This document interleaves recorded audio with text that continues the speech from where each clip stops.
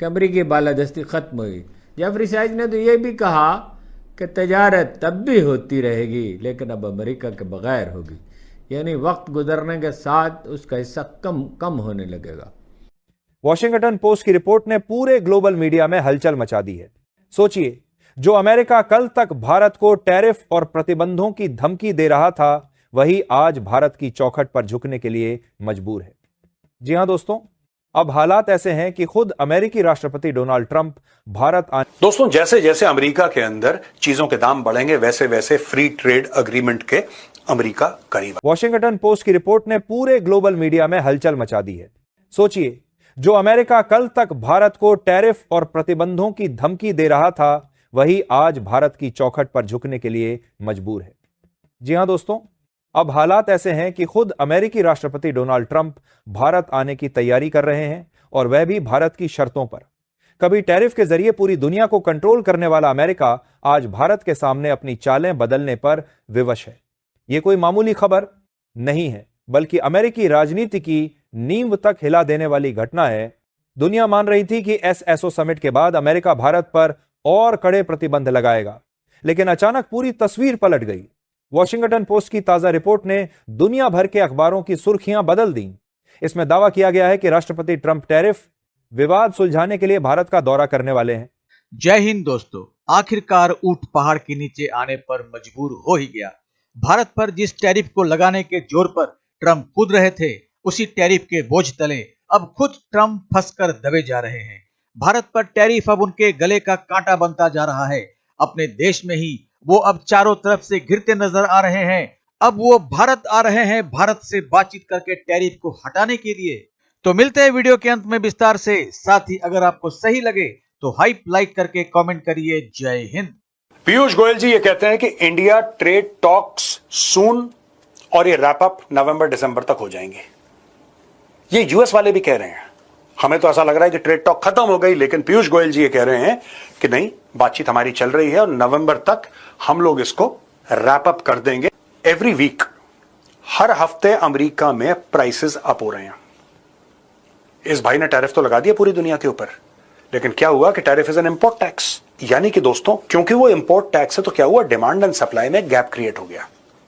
ठीक है, demand and supply में जैसे ही एक गैप क्रिएट हुआ, वैसे ही इमीडिएटली रिस्पॉन्स क्या आया, दाम बढ़े हर चीजों के। छोटी छोटी चीजों, $1, $2, $5 ऐसे करके दाम बढ़ गए।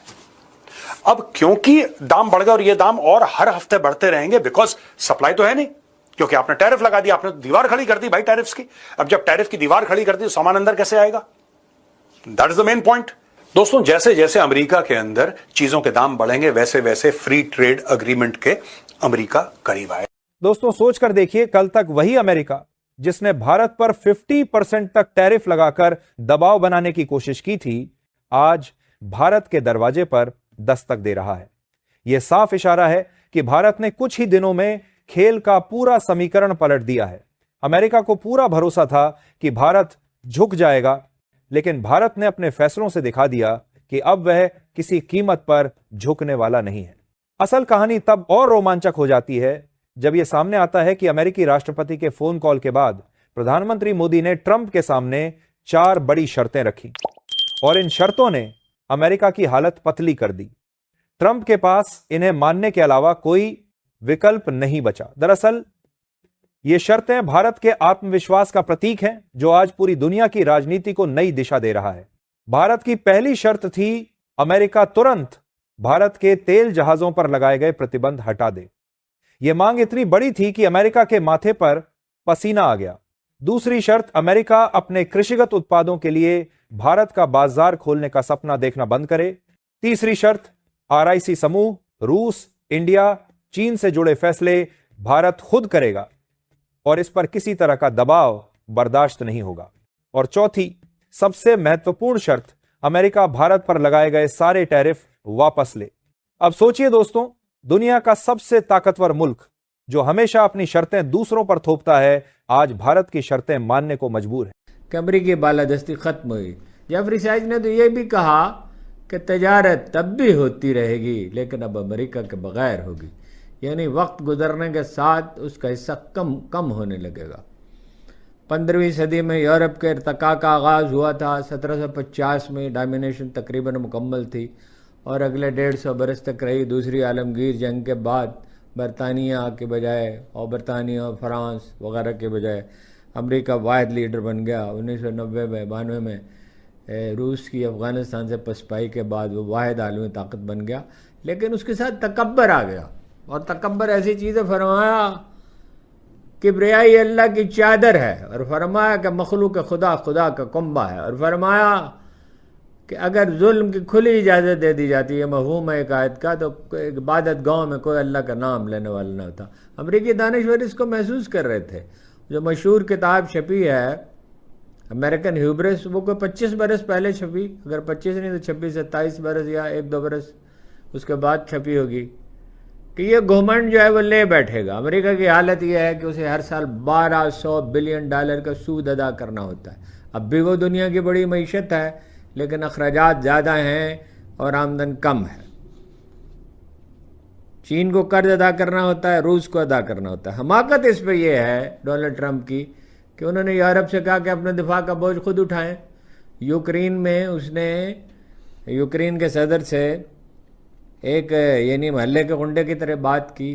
कनाडा से कहा कि वो हमारी रियासत बन जाए, ग्रीनलैंड पर कब्जा कर लेंगे, और दुनिया भर, और अपने हरीफों क्या दोस्तों पर भी टैरिफ आयद कर दिया, और इंडिया पे तो 50% टैरिफ आयद कर दिया, जिससे करोड़ों जॉब्स चली गई हैं, जाएंगे नहीं, चली गई हैं।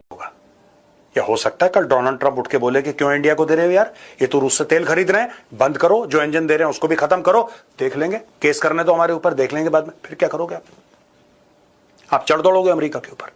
इसलिए दोस्तों बेस्ट यही है कि अपने कंट्रोल में रखो। यही जो सेमीकंडक्टर के साथ अभी है करा, India set size on 1 trillion semiconductor market, PM promises faster approvals. India will hold a significant share in the global semiconductor market, which is set to reach 1 trillion in size. PM Modi adding that the government was working to ensure faster approvals to reduce time it takes to start manufacturing semiconductors in India.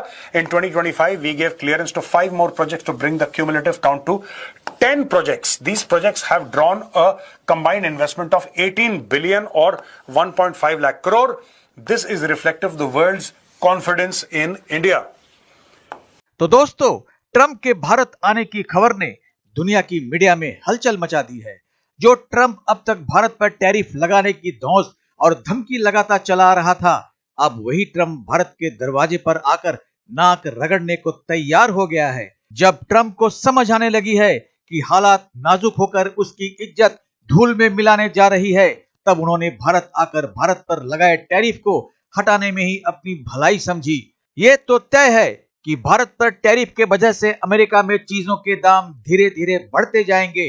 तब लोग सड़कों पर निकल आएंगे और Trump के पास और कोई चारा नहीं रहेगा भारत से गुहार लगाने के सिवा कि प्लीज अमेरिका से फ्री टैरिफ ट्रेड कर लो। दोस्तों, भारत का व्यापार तो पहले भी हो रहा था, अब भी हो रहा है और आगे भी होता रहेगा, और ये व्यापार अमेरिका के बिना ही होगा।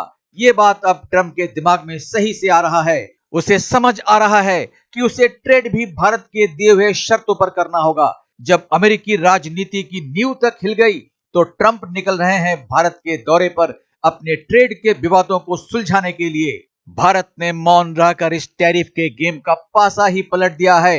अब ट्रंप को घुटनों पर चलकर भारत के दरवाजे पर दस्तक देना पड़ रहा है। आज अपनी टैरिफ के शर्तों को निगलकर भारत के किसी भी शर्त पर बात करने ट्रंप नतमस्तक हाँ में सर हिला रहा है। उसके पास कोई दूसरा रास्ता ही नहीं है। पूरी दुनिया देख रही है कि भारत अब $1 ट्रिलियन के सेमीकंडक्टर मार्केट में अपना पांव रख चुका है। ऐसे में ट्रंप के पास और कोई चारा था ही नहीं। तो मिलते हैं अगली वीडियो में, तब तक जय हिंद, जय भारत।